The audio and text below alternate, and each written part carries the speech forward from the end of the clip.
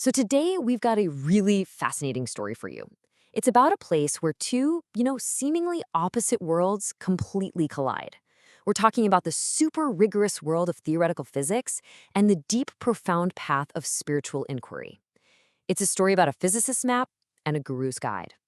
Let's dive in.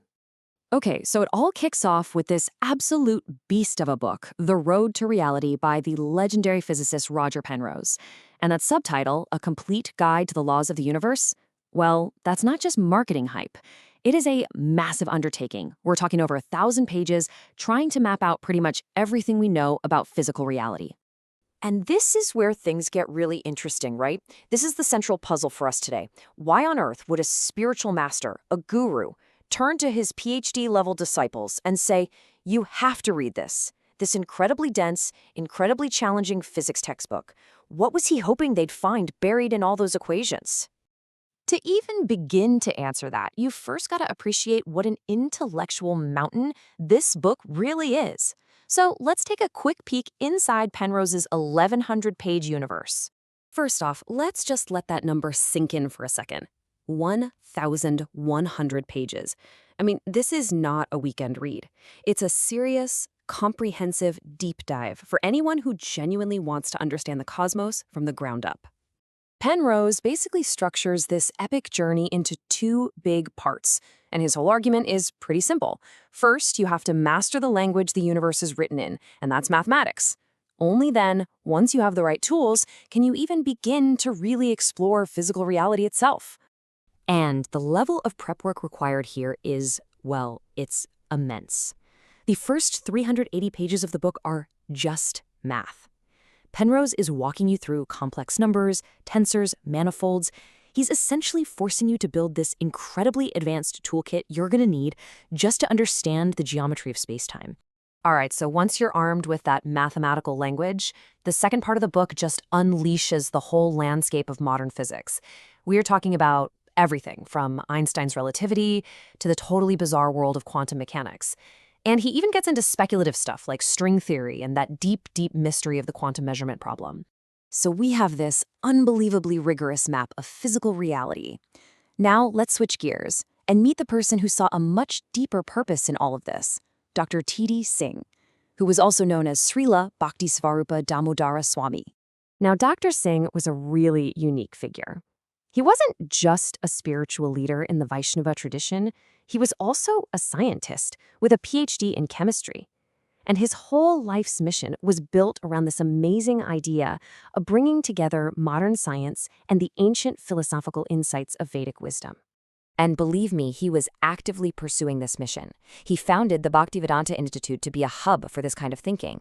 He organized these incredible global conferences, bringing spiritual leaders and Nobel laureates into the same room to talk. His whole goal was to raise up a new generation of scholars who could speak both languages, science and spirituality, fluently. Okay, so this brings us right back to the big question. Why Penrose? Out of all the books in the world, what did Dr. Singh see in this incredibly difficult physics text that he felt was so crucial for his disciples? Let's dig into where these two worlds connect. And if you look at it side by side like this, it really starts to make sense.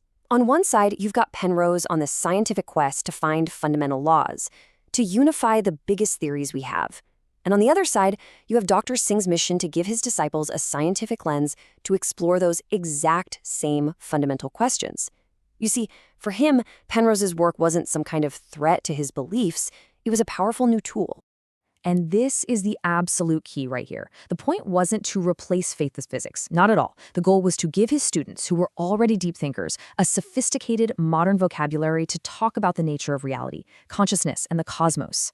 Think about where these paths converged. Penrose's book dives headfirst into the nature of reality, the origins of the universe, even consciousness. I mean, these are all central topics in Vedic philosophy. And maybe most importantly, Penrose is honest about the limits of our current scientific theories, which leaves the door open for other ways of knowing and understanding. So what can we really take away from this incredible story, this intersection of a physicist's map and a guru's guide? What does it all mean for the search for truth? Well, it really comes down to this. Dr. Singh didn't see science and spirituality as enemies. He saw them as parallel paths leading to the same destination. For him, Penrose's road to reality was exactly what it claimed to be, a road, a rigorous, powerful, and totally valid way to explore ultimate truths, running right alongside the path of spiritual inquiry. You see, by assigning this book, he was doing exactly what he set out to do. He was training a new kind of scholar, someone who could stand firmly with a foot in both worlds, who could bridge that gap and integrate deep spiritual truths with the hard-won empirical knowledge of modern physics. And that really just leaves us with one final big thought. This story isn't just about a strange book recommendation. It's a powerful example of what can happen when we're open to synthesis. It makes you ask, what new understandings, what deeper insights could possibly emerge when that rigorous road to physical reality finally meets the ancient path to spiritual truth?